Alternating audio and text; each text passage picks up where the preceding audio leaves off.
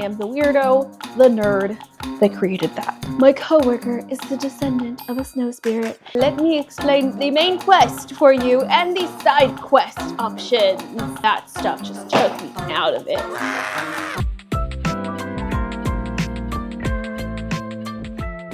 Hello everybody, hey, hello, hi. Welcome back to my channel, you guys. I know it's been a while. I was supposed to film a reading vlog that came out after my Book Plinko video came out.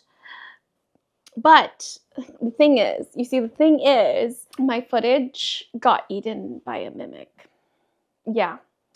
Or you can say that I had a critical fail when it came to uploading my video footage. Welcome to the Lost Quest, because this was supposed to originally be a reading vlog for Main Quest 1, and unfortunately that's not going to happen because I lost all that footage.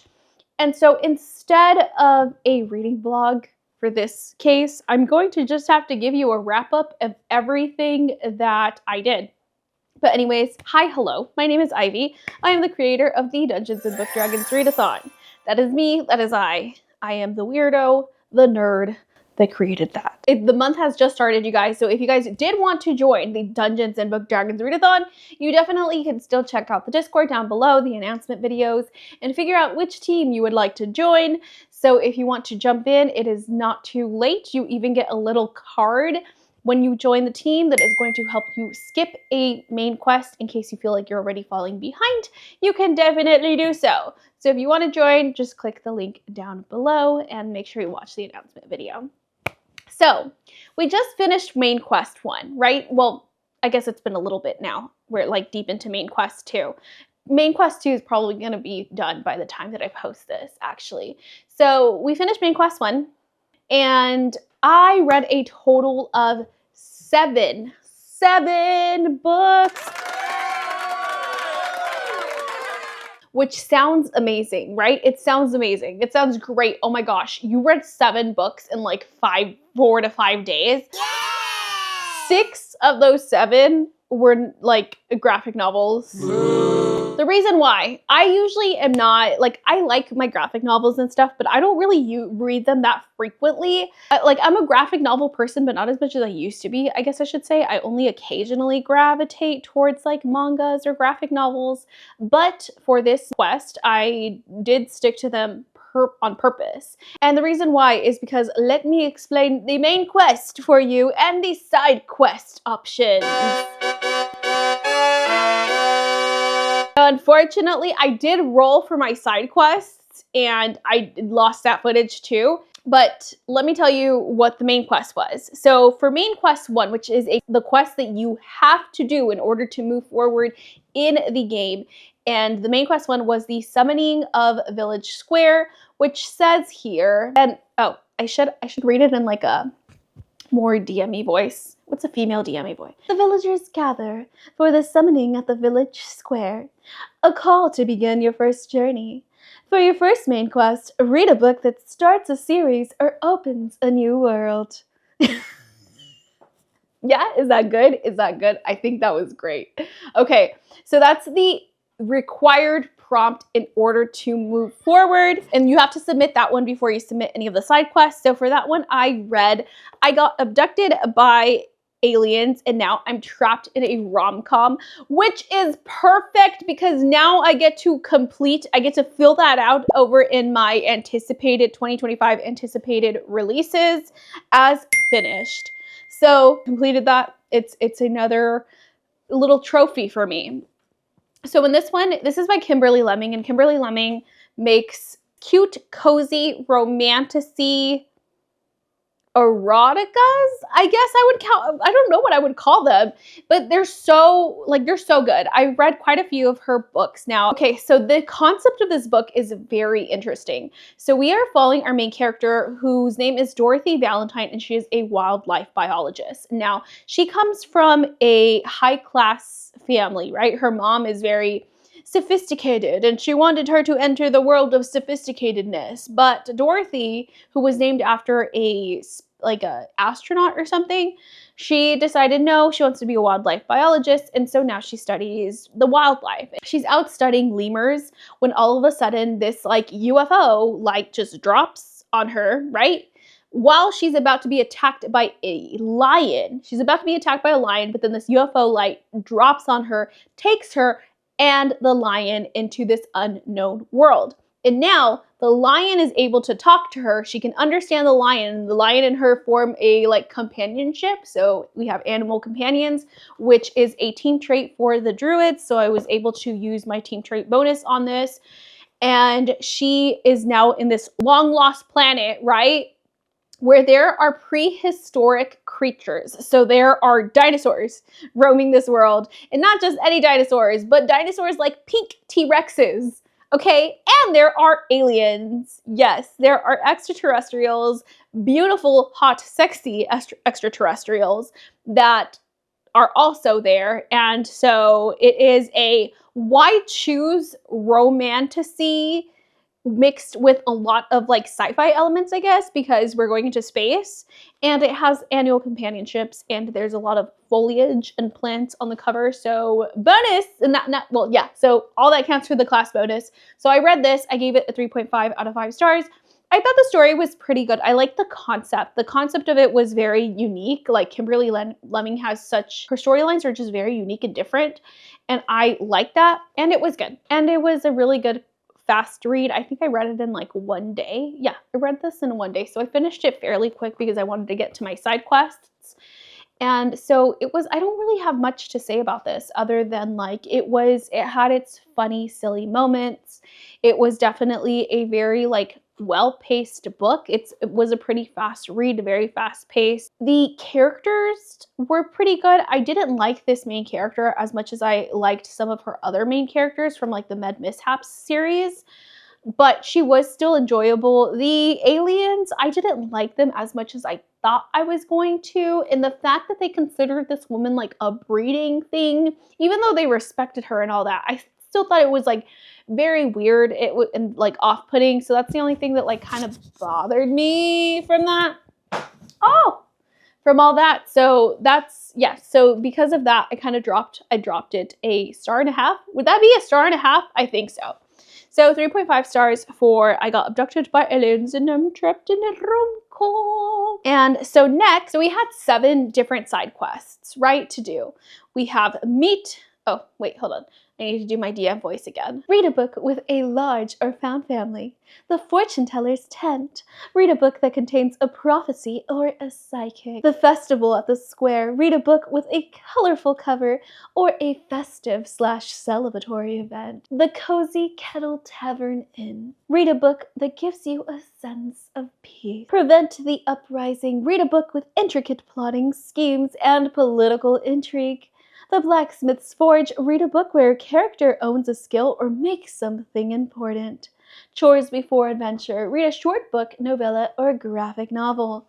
And the Scholar's Scrolls. Read a book by an author you've never read before. Because of all that, I was going to do number 8, which is to read a book by an author you never read before. And for that, I was trying to read. Is it here? You are not here.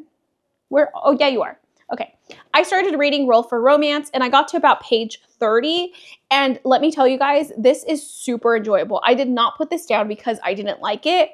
I am super invested into the story. Like, I am obsessed and I cannot wait to pick this up again. However, because I also rolled a 7, which is to read a short book, novella, or graphic novel, and you're able to repeat side quests as much as you want, and this is the only side quest that is going to include reading a shorter book and still getting the full points for them, because usually they count for half the points. I decided to take advantage of that and rack up on those points, right? So I put this down because of that, and I decided to read a whole bunch of mangas. Well, one manga and the rest were graphic novels. So I read The Ice Guy and The Cool Girl, and this one we are following 2 different characters in a office workplace. We have this girl, and then we have this guy who is a descendant of a snow spirit. So he has the powers to create blizzard. Think like Elsa. He has like Elsa powers, right?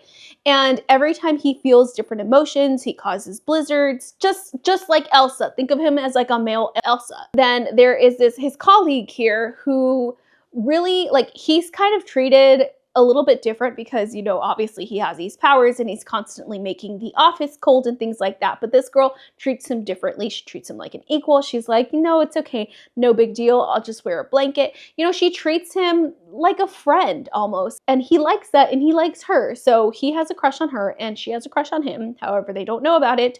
And you just see their relationship slowly start to progress and them starting to become more and more friendly because this is the first installment. Nothing really happens. There's no hand holding. There's like nothing, okay? Because that's the point of this, is to create tension and build it throughout the different mangas. And so obviously in the first one, nothing happens.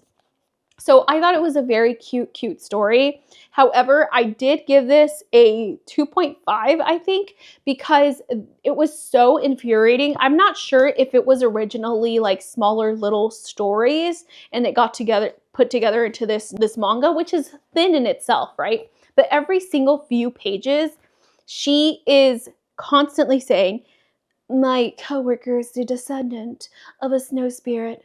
My coworker is the descendant of a snow spirit. At every few pages, that's said over and over again till the point that it got so repetitive that it was annoying and it was just bothering me so much and it took me out of the story completely.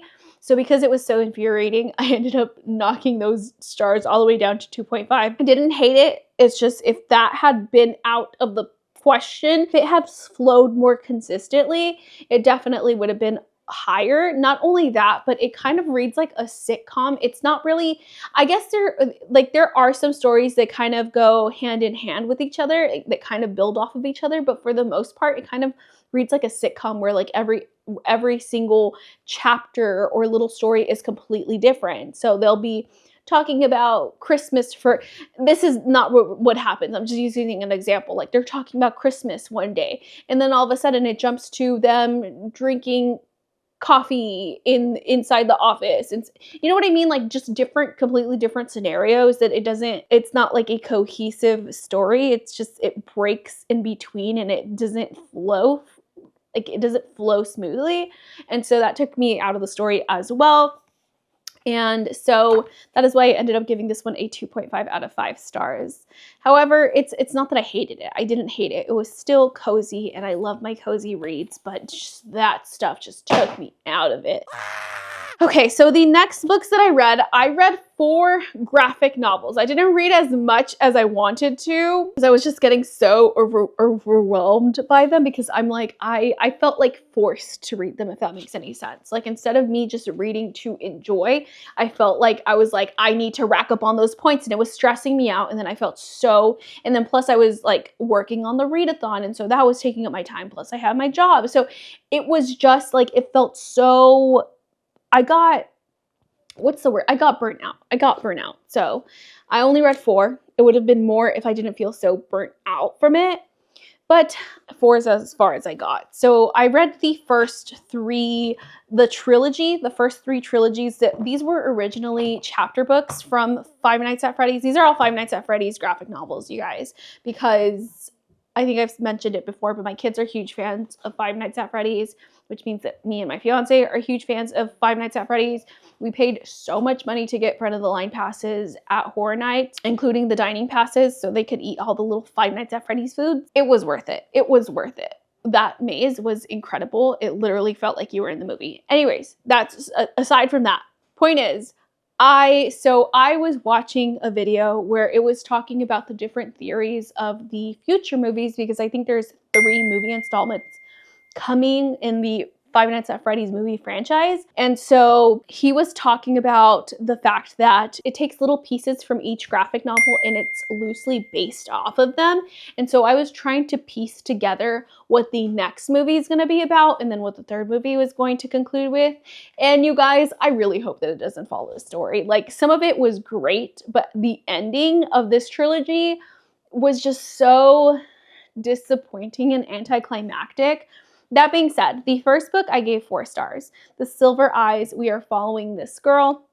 Her name is Charlie, and Charlie has basically, she grew up at Freddy Fazbear's Pizza. Her father had another colleague that created Five Nights at Freddy's or Freddy Fazbear Pizza. And so she grew up there, but then all of a sudden a string of murders started happening in the pizzeria. So it eventually got shut down. They never found out who the culprit was, but they were blaming her father. So her father ended up like unaliving himself because of it, because he just could not handle being blamed for all these things. And so we see Charlie grow up, right? And she goes back to the pizzeria to find out, to try to get to the bottom of it and figure out what exactly happened, if there's any lingering mysteries. Like they want to find pieces, because some of these people, these kids that ended up disappearing in the pizzeria were their friends, you know? So they're like, well, I wonder if we could find any messages or any hints that he might possibly be alive. Any of these kids might be alive.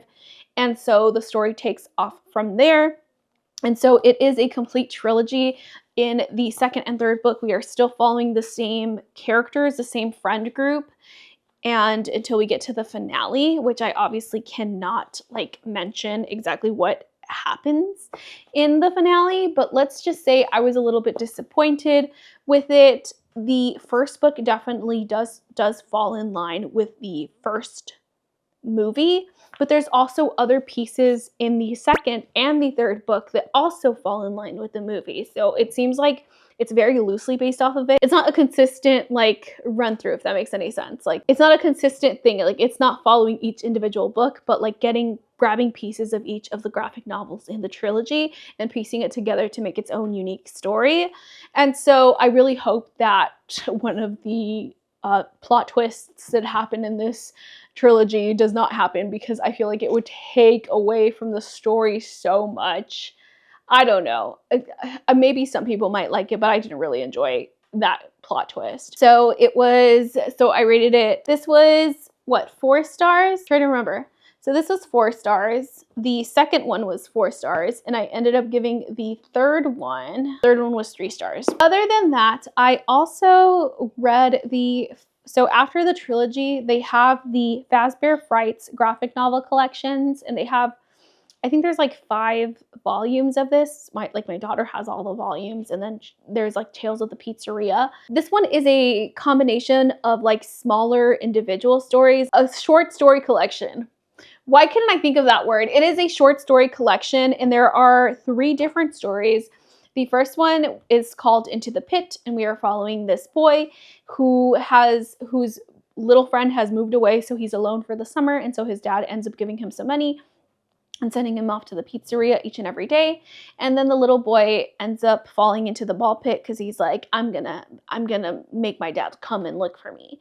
And so he ends up falling deep into the ball pit, and then when he gets out, he ends up being in the 1980s at Freddy Fazbear's Pizzeria, and he can go back and forth in time by going through the ball pit. But then he realizes, and at first it's a very fun time, the 1980s Freddy Fazbear Pizzeria seems so much fun. All these arcade games are incredible. The kids there are so fun. But then there is something wrong with the bunny. Okay, the second story was my favorite. So the second story, we are following this girl who is obsessed with being beautiful. So she ends up finding this robot, right? Who looks very much like, what is her name? What is her name? Why can't I think of her name? Baby, right? Her name is Baby. I think her name's Baby. The clown from the sister location, I think her name's Baby. Circus Baby. Her name's Circus Baby. And so the girl takes her out of the trash, and she's like, who would throw away this beautiful thing? And then she brings a robot to life, and the robot is like, I can make any wish come true. So she's like, I want to be beautiful. And wishes aren't always what you expect them to be, and things take a turn from there. That was such a good story. And then the third story, we are following a kid that wants to get these toys that everybody is going after, and then they end up getting sold out. So he finds one in the back, but he hears people talking about him being like, something's wrong with this one, it's broken, blah, blah, blah. He ends up stealing it anyway, and that obviously was a big mistake. So we are following those 3 stories, and the second story is what made it for me. The first story was okay too. The third one I didn't really like that much. It wasn't any of the Five Nights at Freddy's characters that we know and love. I guess it could be like a weird version of like Springtrap, but nah, I don't even know why Springtrap is on the cover. So yeah, so I ended up rating this one a 3 out of 5 stars. And then lastly, I listened to a novella because last month, to end the month of October, I ended up listening to Hot for Slayer, which is the first book in this like series. And it was by Ali Hazelwood, and I thought it was really cute. I think I gave it like 3.5 stars. And so I wanted to listen to the second one in the series called Falling by Christina Lauren. And this one is about a fallen angel that falls in love with this girl on Halloween night. So it is, obviously, because it's Halloween, it is a seasonal read. And I thought I was going to really love it, but it literally, like, they fell in love in one night and they realized that they fell in love in one night, and it was just so dumb. I don't know. And like, I get it. It was a novella. It was like 56 pages or so, but it was just so like, I don't know. It didn't need to be what it is. You know what I mean? It didn't have to be like, oh my gosh, you're my true love, and I know that from knowing you for 1 hour.